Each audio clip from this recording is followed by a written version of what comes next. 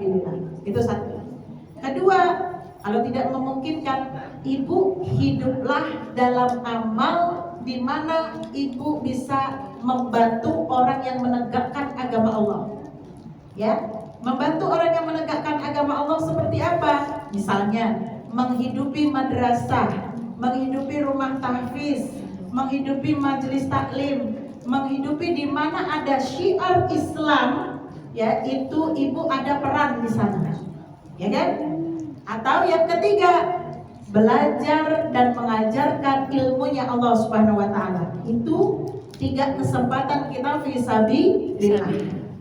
Kalau kita 3 ini nggak ada, ya Bu ya, naudzubillah, jangan sampai. Cari jalan lagi, jalan wakaf. Para sahabat, para salafus soleh, Bu, itu mereka selalu punya amalan wakaf. Bahkan mereka ya bercita-citanya kalau meninggal ada wakaf yang mereka yang mereka punya. Entah wakaf uang, wakaf harta, wakaf tanah, wakaf apapun, ya Bu ya. Dan wakaf itu tidak selalu harus besar, berjuta-juta, bermiliar-miliar, nggak harus. Ya, apakah harus rumah? Apakah harus tanah? Nggak harus. Apakah harus bikin masjid? Nggak harus. Ya Bu ya, semampu kita, sebisa kita, ya Bu. Jadi tadi itu ya Bu ya, amalannya nih ya, 3 tambah 1, 4, apa Bu? Wakaf, gitu ya. Yang kelima, kalau misalnya tidak memungkinkan anak, ibu punya anak, ya kan, anak didik maupun anak yang kita lahirkan dari rahim sendiri, didik dia untuk bisa menjadi seorang yang mengajarkan agama. Dari situ amal jariah tidak akan berhenti putusnya. Ibu dalam hal beramal itu pasti mungkin akan ada hal-hal yang memberatkan kita, karena mengeluarkan harta itu tidak mudah ya Bu ya.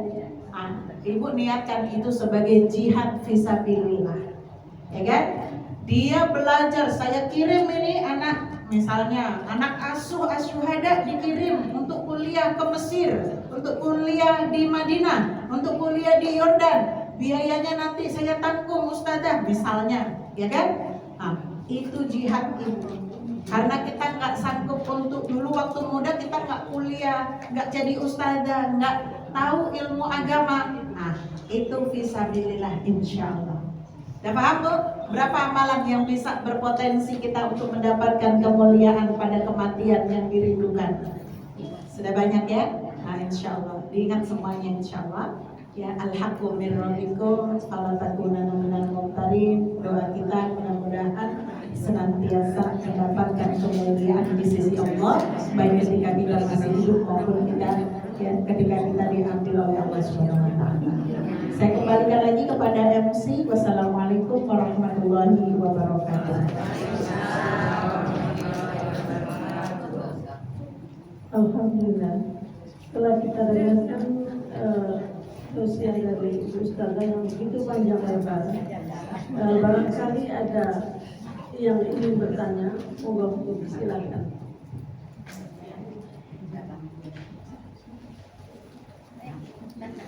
Sudah selesai. Silakan Ibu.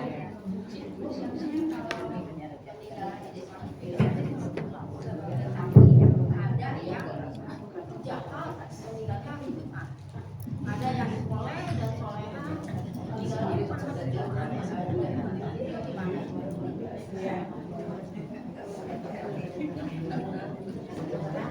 Meninggal di hari Jumat itu kemuliaan buat orang-orang yang mulia. Sementara orang yang dia tidak mulia dan dia jauh dari Allah Subhanahu wa taala, maka hari Jumat maupun Ramadan maupun hari mulia sekalipun tidak berharga buatnya. Gitu. Sama ya. Enggak semua orang yang meninggal di hari Jumat itu mulia. Kalau orang kafir yang meninggal di hari Jumat apakah jadi mulia? Tidak. Apakah kalau orang yang meninggalnya setelah Ramadan terus kemudian semuanya jadi mulia? Tidak. Tapi kalau dia orang muslim yang meninggal di hari-hari yang dimuliakan oleh Allah, mungkin di mata kita dia orang ahli maksiat, tapi dia punya amalan yang rahasia yang kita tidak tahu. Wallahu a'lam bishawab. Bisa jadi Allah mengangkat derajatnya, Allah menunjukkan kemuliaannya dengan dia meninggal di waktu yang dimuliakan oleh Allah Subhanahu wa taala.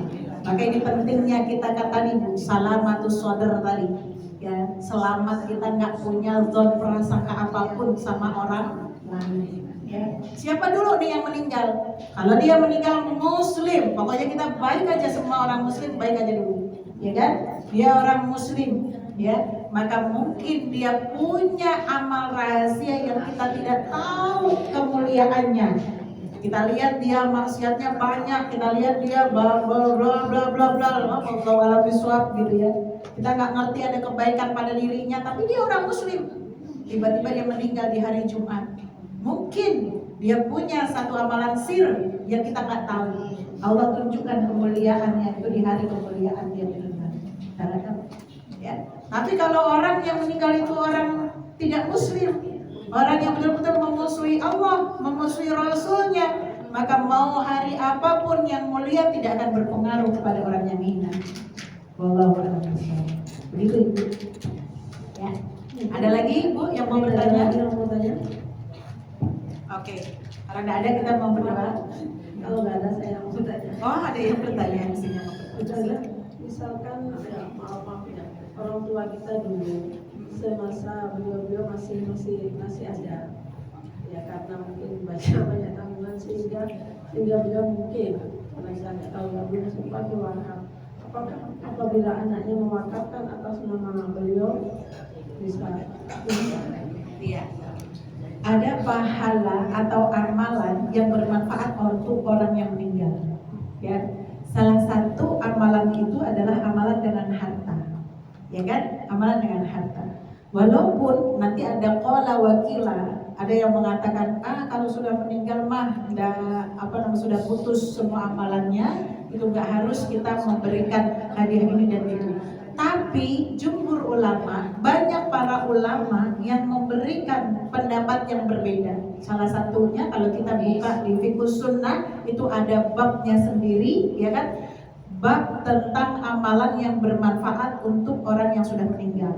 Satu, ya kan? Kalau mendoakan orang yang meninggal ini kan pasti jelas ya, kita nggak ada beda pendapat, ya kan? Dua, kurban. Kurban itu boleh kalau kita sudah berkorban sendiri, ya Bu ya. Kita berkorban, kita masih punya uang banyak gitu. Kita ingat orang tua kita berkorban atas nama orang tua, boleh enggak? Boleh. Tapi tadi kitanya sudah berkorban juga. Jadi ada dua yang kita sembelih, untuk saya, gitu kan. Terus kemudian untuk orang tua. Begitu, paham Bu? Tapi kalau kita cuma satu doang punyanya, ibu berkorban aja dulu untuk diri ibu sendiri. Tapi kan saya pengen setiap tahun berganti, enggak begitu caranya. Ya, karena korban itu adalah ibadah yang dilakukan setiap tahun. Ya kan, maka kerjakan setiap tahun selagi kita bisa. Kalau setahun itu ibu bisa beli lebih, maka silahkan satunya dihadiahkan kepada orang tua yang sudah meninggal. Itu bisa. Dan itu sampai menurut para ulama. Ya. Kemudian wakaf, ibadah wakaf juga. Wakaf, ibu berwakaf, saya mau sekalian wakafin untuk orang tua saya. Entah wakaf Quran, entah wakaf sumur, entah wakaf uang gitu ya. Bu, emang boleh wakaf uang? Boleh. Ya kan? Wakaf misalnya 1 juta untuk atas nama orang tua saya, boleh. Dan insya Allah itu pun ibadah yang diterima oleh Allah Subhanahu Wa Taala dan bermanfaat untuk orang yang sudah tidak ada, sesuai dengan itu. Apa harus disebutkan ini untuk itu? Ada ibadah yang memang kalau menurut Imam Syafi'i menyebutkan niat itu kemuliaan, ya. Tapi kalau tidak disebutkan niatnya di dalam hati sesuai dengan kita ini kan, insya Allah itu sudah sah. Begitu. Ya. Paham ya Bu? Kalau Imam Syafi'i itu Bu diniatkan dengan dilafalkan, termasuk misalnya kalau kayak sholat, zakat gitu ya, itu dilafalkan ya, itu kemuliaan. ya, menambah kebaikan pada ibadah itu, ya.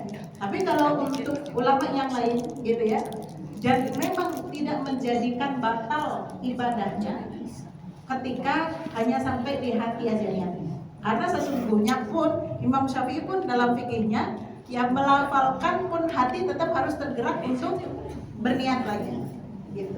Jadi niatnya double kalau menurut Imam Syafi'i, justru dilafalkan dan di hati juga keluar, ya kan? Di hati juga ada, ya. Tapi nggak harus, nggak menjadi syarat sahnya, ya. Jadi kalau yang penting ibu niatnya dalam hati itu maka cukup. Terima kasih Ustazah. Cukup ya? Cukup ibu-ibu? Ya udah mau duhur ya. Ya. Berhubung waktunya sudah kita akhiri majelis taklim ini. Mohon doa dari Ustazah dan sekalian doa saja. Ya. Baik ibu-ibu semuanya, mari kita berdoa ya untuk Allah, untuk kita semuanya di sini. Mudah-mudahan Allah Subhanahu wa taala memasukkan kita dalam golongan orang-orang yang senantiasa ya, diberikan ampunan oleh Allah Subhanahu wa taala, orang yang senantiasa bersyukur, orang yang diangkat derajatnya oleh Allah Subhanahu wa taala, yang masuk dalam orang-orang yang jihad fisabilillah. A'udzubillahi minasyaitonir rajim. Bismillahirrahmanirrahim. Alhamdulillahirabbil alamin. Hamdan wa fi ni'amahu wa yukafi'u mazidah. Ya Rabbana lakal hamdu kama yanbaghi li jalali wajhika wa 'azimi sultanika. Allahumma shalli ala sayyidina Muhammad wa ala ali sayyidina Muhammad kama shallaita ala sayyidina Ibrahim wa ala ali sayyidina Ibrahim. Allahumma ighfir lana wa liwalidayna wal jami'il muslimina wal muslimat wal mu'minina wal mu'minat wal ahya'u minhum wal amwat. Allahumma ansur man nasara din, wansur ikhwanana muslimina fi Palestina wa fi kulli makanin wa fi kulli anha'il alam ya Rabbana. Allahumma sabbit aqdamahum wa anzil rahmah alaihim wa anzil sakinah fi qulubihim.